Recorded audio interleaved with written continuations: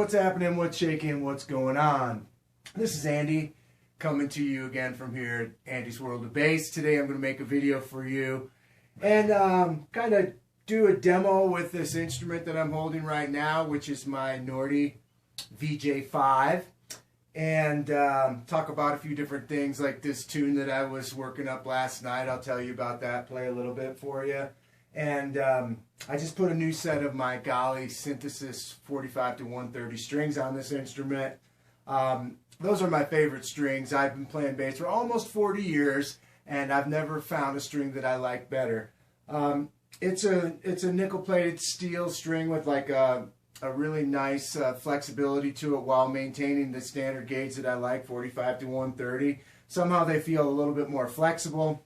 They have all the brightness, and they just have this elegant, supple feel. So we got the brand new Galli strings on there. I'm playing through the Ampeg all-tube Portaflex stack here, which is the 50-watt version of the head and the two Portaflex cabs. The top one has 2 10s, the bottom one has a 15. Okay, so this is that thing I was working on. It's kind of like a power chord driven rock tune, pop tune.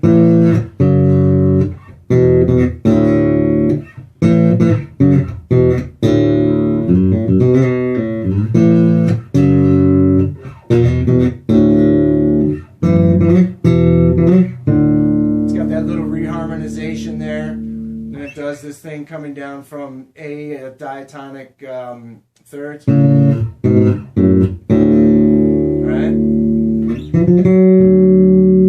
To the 5 chord. And then it's got this reset. It's like a soul lick.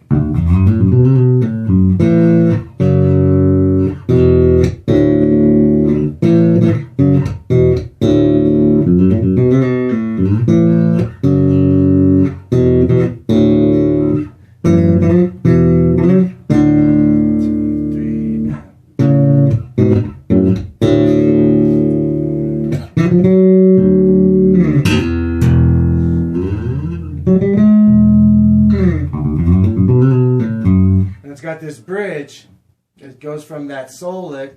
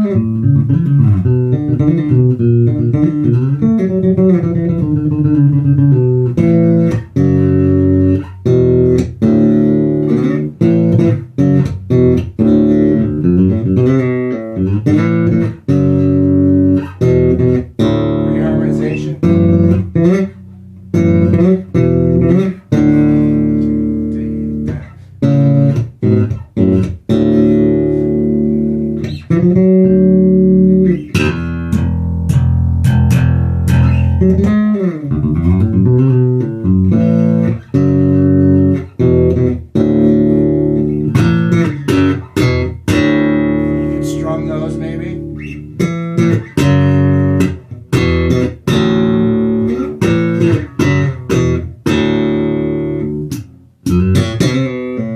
Could throw a little slap transitions in there.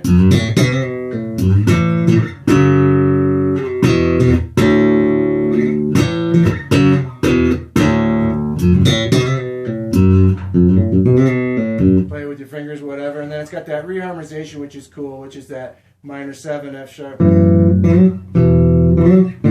just to power chords, moving down, descending, then the diatonic thirds coming off A, up to the 10th, down to the 5 chord, E, another 10th, soul lick. Alright? And then it's got that bridge, which is triads. A little melodic passage.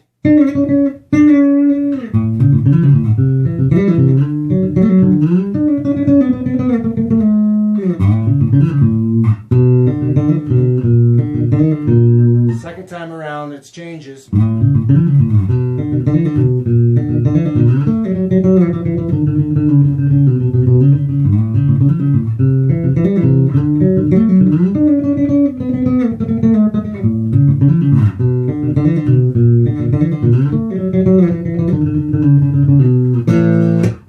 Back to the top.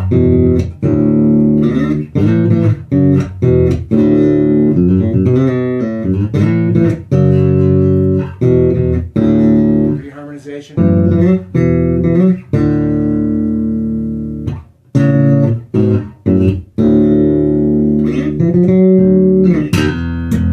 5-chord soul lick.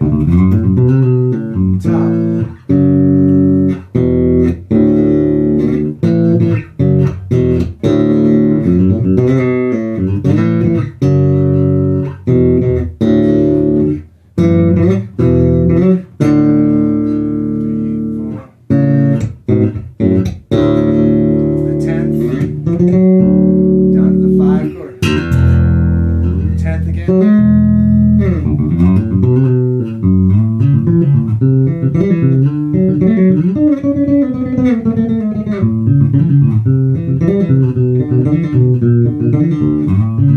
Still working out this section, you know, it's like a bridge or maybe a chorus.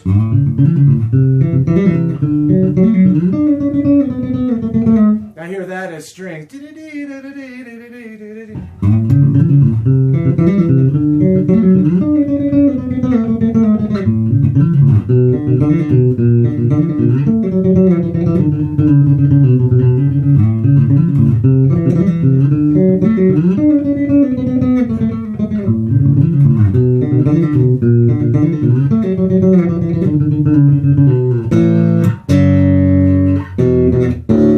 I'm gonna call this tune Turn Back the Clock, because somehow, some way, I feel like this whole COVID-19 isolation time where we have to like really get with ourselves, you know, really go internal and get comfortable without a lot of interaction with other people. It's kind of like this. It's kind of like a special time, even though it sucks in a lot of ways. You know, for a lot of reasons, particularly because of the loss of life. I mean, that's the primary one. But there's something that can be gained from it, I think, by sort of turning back the clock, going inward, and using the time to do something special and something that's beneficial or healthy for ourselves, you know, to kind of look inward. Certainly it's been a time where a lot of musicians have had plenty of opportunity to practice. For me, it's been an opportunity to compose. You know, I've been writing every day, little ditties like this one I just showed you, and doing more lessons, finding ways to make myself useful by publishing lessons. I've put out, I don't know, 8 or 10 lessons over the last month and a half, I guess, maybe more. I've been writing every day, exercising, you know, changing my diet and working on my physical strength and my overall well-being in terms of health.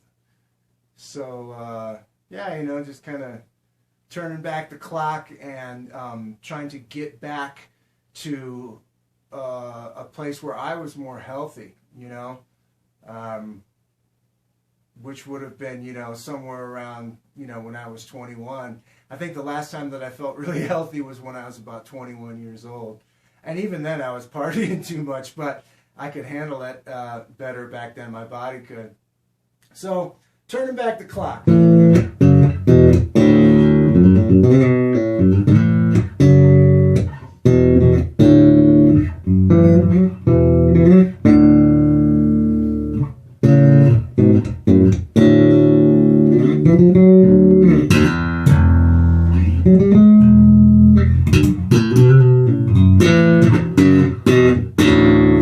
Play it like Stanley Clark if you wanted to. You could do those soul licks with slapping.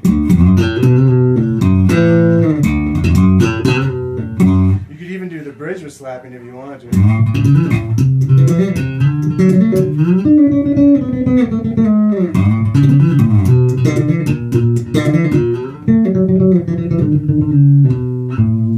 I probably wouldn't do that. I probably would play it all with fingers.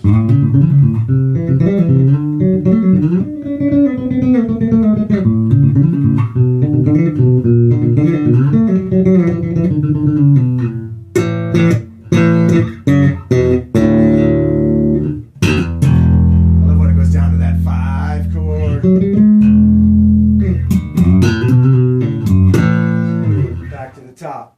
Alright friends, so there you have it. There's a little video for you.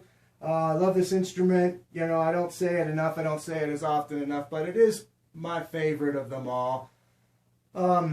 It's just very special, and it has a lot of the things that really work for me in a live context. And the fact that it's very light.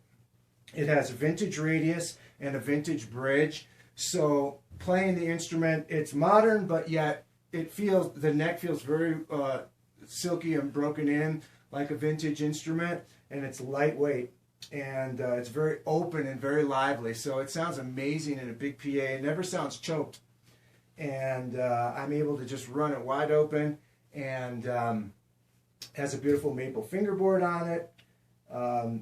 Nordstrand 3-band active electronics in it, passive. People oftentimes get confused and wonder why it has so many knobs. It's not all that complex. It's actually quite simple. This is a passive jazz bass. Volume, volume, tone. It has a push, pull, active passive switch right there. And then this is a 3-band EQ, treble, middle, and bass. And then by pushing and pulling the mid-range, you have mid-select that changes the frequency range of the mid-range control. So rather than having a bunch of stacks that are hard to fiddle with, I asked Carrie to just put one knob for each control. And yeah, incredible instrument.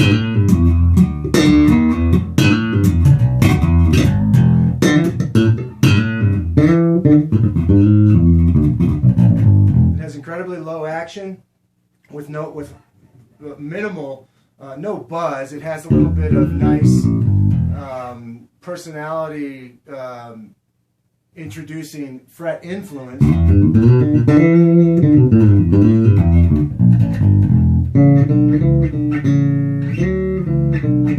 But no buzz per se.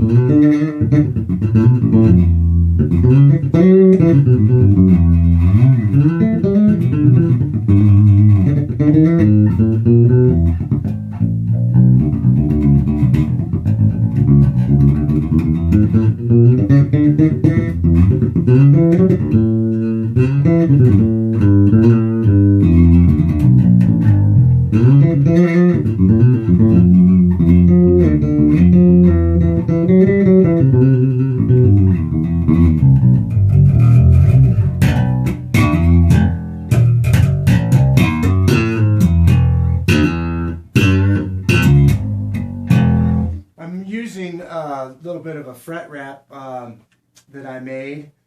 You know, I never really found a fret wrap that someone else made that I liked, so I made my own. It's a piece of foam and a Velcro strap. It's just got the right kind of foam and the right amount of tension that I can adjust. I'm not saying that the others are bad, I'm just saying that I made one that I like that works. And the only reason I'm using it is because on that tune,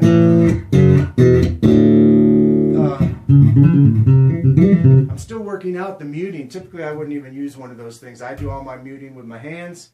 But with a brand new song where I'm trying to play these things with a lot of open strings and just different stuff. the mute helps me get my head together around working out the parts, get it together, and then eventually that thing will come off and I won't use it. But it is nice, you know. I can see why.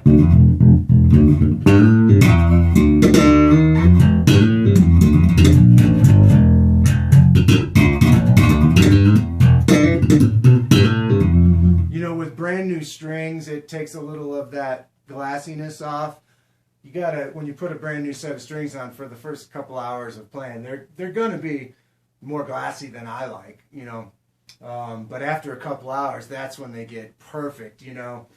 You gotta get them stretched in, you know, so they don't go out of tune. That's probably, this bass probably a little bit, you know, I don't know, it stayed in tune pretty good through all that.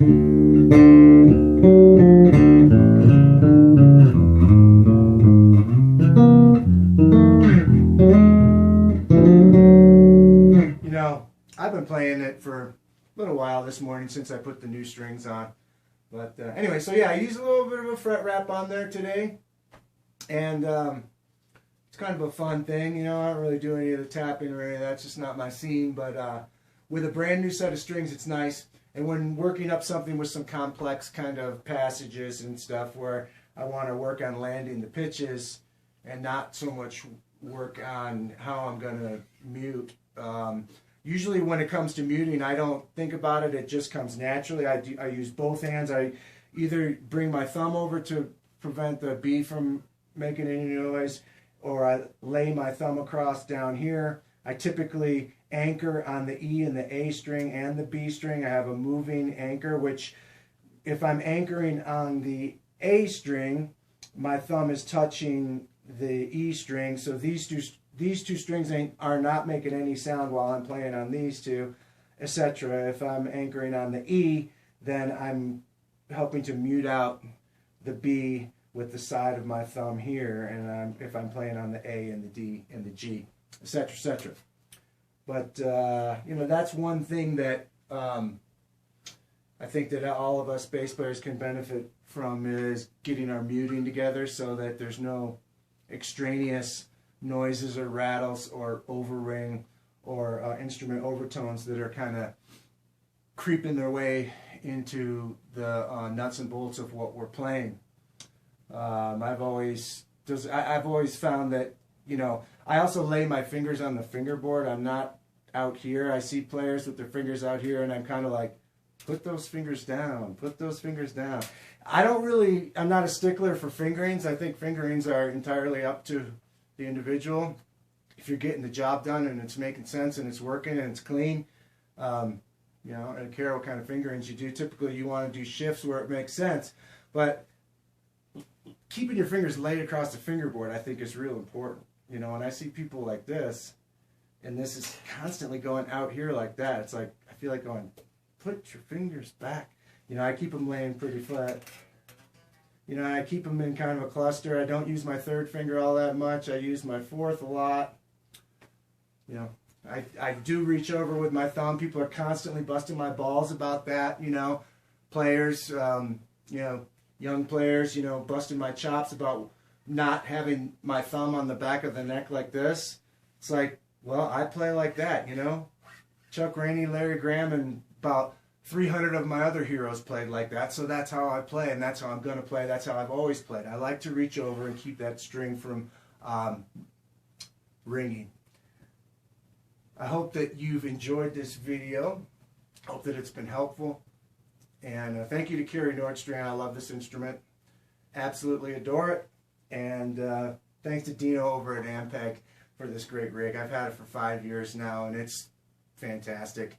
I love it, you know, on a blues, soul, country, R&B, bluegrass gig where I'm playing P-bass and I want a tube amp that goes loud enough and has a big fat vintage tube tone. This one does the job. And then if I really want big tube tone, I've got the Mesa Boogie Strategy 465 watt tube head right over there, which also happens to sound fantastic with these two Ampeg caps. Alright friends, thanks for watching this video. Thanks for watching all the videos. We'll see you next time. Peace.